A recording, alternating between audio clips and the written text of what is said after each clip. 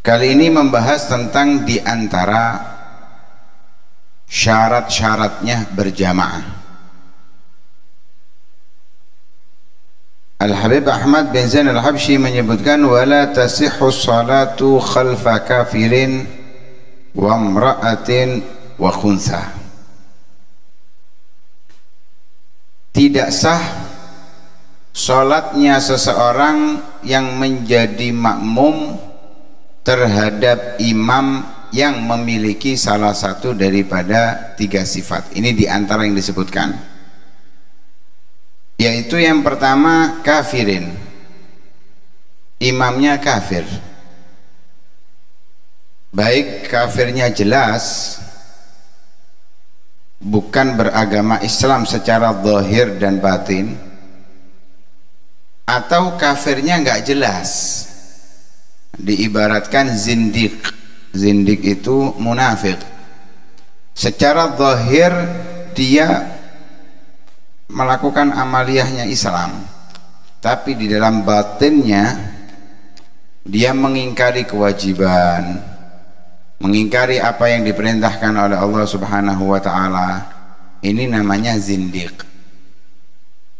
Lah, seorang muslim gak akan sah sholatnya ketika dia menjadi makmumnya orang yang kafir. Begitu pula yang kedua, imro'ah. Tidak sah seorang laki-laki menjadi makmumnya perempuan. Jelas Nabi SAW bersabda, ma aflaha qaumun wallau amrahum imra'ah. Tidak akan sukses suatu kaum kalau yang memimpin mereka adalah seorang wanita. Di dalam sholat juga demikian, dalam rumah tangga demikian. Kalau dalam rumah tangga aja nggak akan sukses kalau yang menjadi pemimpin perempuan, kalau dalam urusan dunia aja nggak akan sukses kalau yang menjadi pemimpin perempuan, apalagi urusan sholat. Nggak sah seorang laki-laki menjadi makmumnya seorang wanita. Dibalik, boleh wanita jadi makmumnya laki-laki. Itu yang pantas, itu yang sesuai. Kalau makmumnya perempuan, ya boleh bermakmum dengan sesama perempuan. Wanita dengan wanita berjamaah boleh, nggak ada masalah, sah. Tapi kalau seorang laki-laki tidak boleh menjadi makmumnya perempuan. Lah ini yang sering terjadi. Kadang-kadang karena anaknya masih kecil, padahal sudah tamyiz, disuruh jadi makmumnya. Ini nggak sah sholatnya anak tersebut. Lah kalau si ibunya tadi niat imaman juga sholatnya nggak sah. Kenapa? Dia niat berjamaah sedangkan dia sebetulnya hukumnya sholat sendiri, nggak sah. Nah, karena itu perlu diperhatikan, ketika punya anak yang sudah tamyiz nggak boleh jadi makmum, nggak boleh jadi makmum. Anaknya laki-laki yang sudah tamyiz nggak boleh jadi makmum. Kemudian yang ketiga, sifat yang ketiga, orang yang punya dua alat kelamin. Seorang laki-laki tidak boleh menjadi makmumnya orang yang punya dua alat kelamin. Nggak boleh, nggak sah. Kenapa? Karena ada kekhawatiran, kecondongan kepada perempuan. Kecondongan kepada perempuan. Nah, maka hukumnya sama dengan laki-laki menjadi makmumnya perempuan. Begitu pula tidak sah sesama orang yang mempunyai dua alat kelamin. Dua orang punya dua alat kelamin, sholat berjamaah nggak boleh. Sholat sendiri-sendiri. Kenapa? Karena ada kekhawatiran yang jadi imam lebih condong ke perempuan, yang jadi makmum condong ke laki-laki. Nggak boleh. Tapi kalau perempuan menjadi makmumnya orang yang punya dua alat kelamin, nggak apa-apa, nggak ada masalah. Tentunya dengan cara sholatnya orang yang punya dua alat kelamin sesuai dengan aturan ilmu fiqih. Lah ini sebagian yang beliau sampaikan di dalamnya mengandung banyak makna. Kenapa kok nggak sah? seorang muslim menjadi makmumnya orang kafir, karena orang kafir itu bukan ahliya lil ibadah, gak ada kepantasan di dalam ibadah, sebab semua syaratnya ibadah pasti di situ adalah diawali dengan Islam. Apapun ibadahnya pasti diawali dengan Islam. Oh, berarti kalau orang Nasoro atau orang di luar agama Islam bersedekah nggak sah sedekahnya. Loh, sedekah berbuat baik nggak ada masalah, tapi kalau mau niat dapat pahala dari Allah, wa man yabtaghi ghairal islami dinan falan yuqbala minhu wa fil akhirati minal khasirin. Adapun ibadah yang secara badaniah, puasa, zakat, haji, kemudian sholat, ini nggak sah dari seorang yang kafir. Maka ketika kita menjadi makmumnya nggak sah. Sebab juga ini menjadi tanda di antara syaratnya sholat. Kalau kita mempelajari di dalam kitab Safinatun Najah atau di kitab-kitab yang lain disebutkan an la ya'lama butlana sholati imamihi bihadatsin au ghairihi. Makmum tidak boleh mengetahui batal sholatnya imam. Si makmum tidak boleh mengetahui batal sholatnya imam. Batalnya dengan apa? Dengan hadas. Hadas itu ya kentut, kencing, ya, atau istilahnya nggak punya wudhu, baik hadas kecil ataupun hadas besar, nggak sah. Ketika kita tahu oh imam kita ini berhadas, maka sholat kita nggak sah. Begitu juga dengan kufrin bihadatsin au ghairihi. Selain hadas apa? Kufur, imamnya kafir, nggak sah. Ketika kita mengetahui imam yang menjadi imam itu adalah orang kafir, maka nggak sah, walaupun cara sholatnya sesuai dengan apa yang diajarkan Nabi Shallallahu Alaihi Wasallam. Lah andai nggak tahu, kita sholat menjadi makmumnya, nggak tahu, setelah salam ternyata imamnya tadi ini nggak punya wudhu, gimana sholat kita? Apakah harus diulang atau sudah dianggap sah?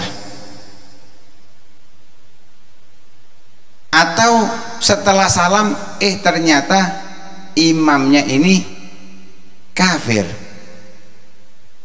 sholatnya sah apa harus diulang? Kalau sesuatu yang memang nggak nampak, nggak menampak, seperti apa? Hadas itu nggak nampak, ini kita yang hadir, kita nggak ada yang tahu satu sama lain mana yang punya wudhu, mana yang nggak punya wudhu. Husnudonnya hadir majelis punya, tapi biasa lek khol itu kan hadir majelis, lek wayahe sholat kupunan jeding kabeh apa enggak? Kupunan jeding kabeh apa tanda kalau tadi nggak punya wudhu. Lah kita nggak tahu satu sama lain mana orang yang berhadas, mana orang yang tidak berhadas. Mungkin ada yang hadir majelis dalam keadaan junub, ada mungkin, bisa jadi. Nabi pernah terjadi seperti itu. Nabi Shallallahu Alaihi Wasallam mau sholat, ingat kalau masih dalam keadaan junub, masuk ke kamarnya, ke rumahnya lagi mandi Nabi Shallallahu Alaihi Wasallam. Kenapa? Memang nggak kelihatan orang junub atau nggak kelihatan orang yang berhadas atau tidak, nggak kelihatan. Karena itu ketika kita setelah salam tahu ternyata imamnya ngomong ya Allah aku mang dorong wudhu, gimana? Nggak wajib mengulang. Sholat kita tidak wajib mengulangi. Kenapa? Sudah sah. Atau imamnya ternyata setelah salam ngomong saya ini agama saya Kristen, gimana sholat kita? Harus diulang. Kenapa? Karena imam ini adalah orang yang mestinya kita tahu agamanya, sebab agama ini bukan sesuatu yang samar, yang zahir.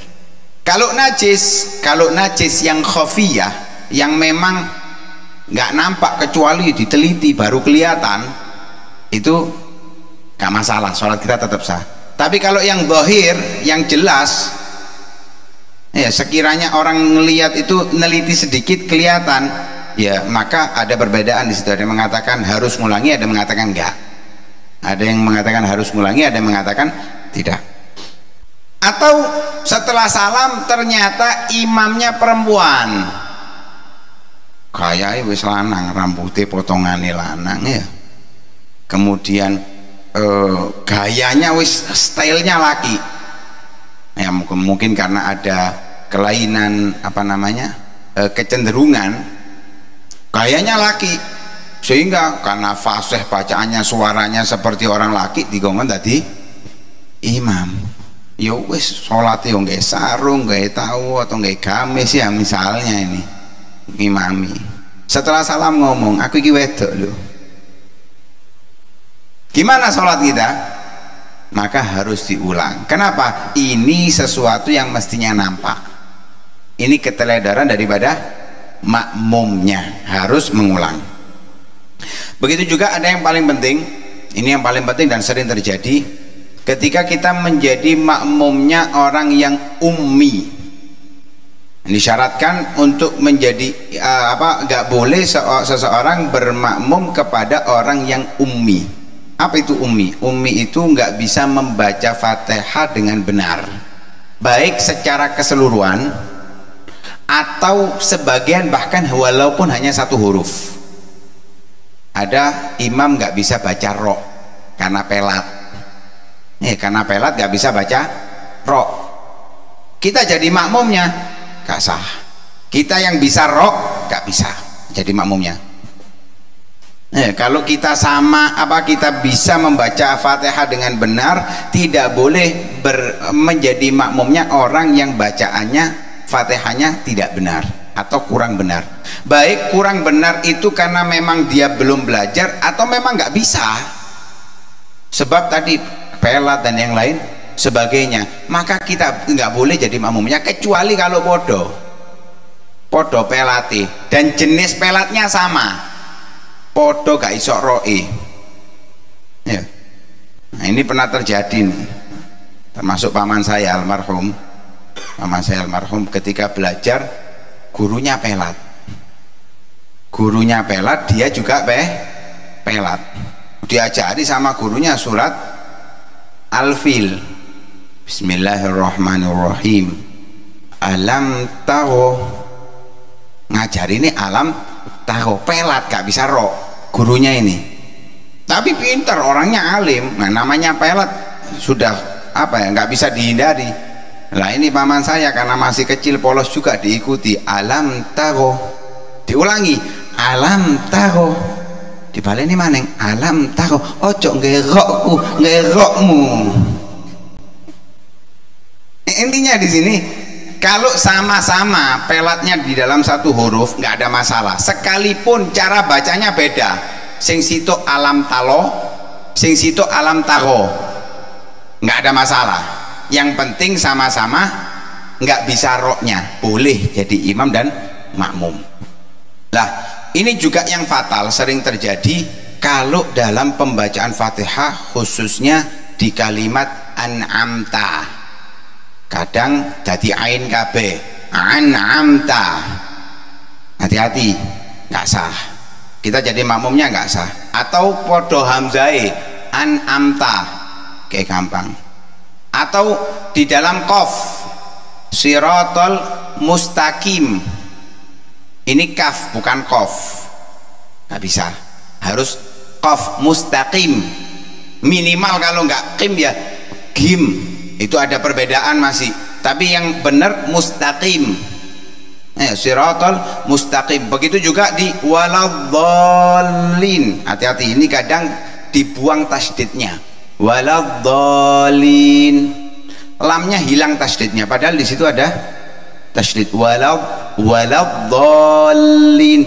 Ketika kita bermakmum dengan orang yang Fatihahnya nggak benar, sholat kita juga nggak sah, sholat kita juga nggak sah. Karena itu harus perhatikan imam, karena itu takmir juga harus memperhatikan. Jangan nyuruh orang pokoknya jadi imam, apalagi imam rawatib tapi Fatihahnya nggak benar.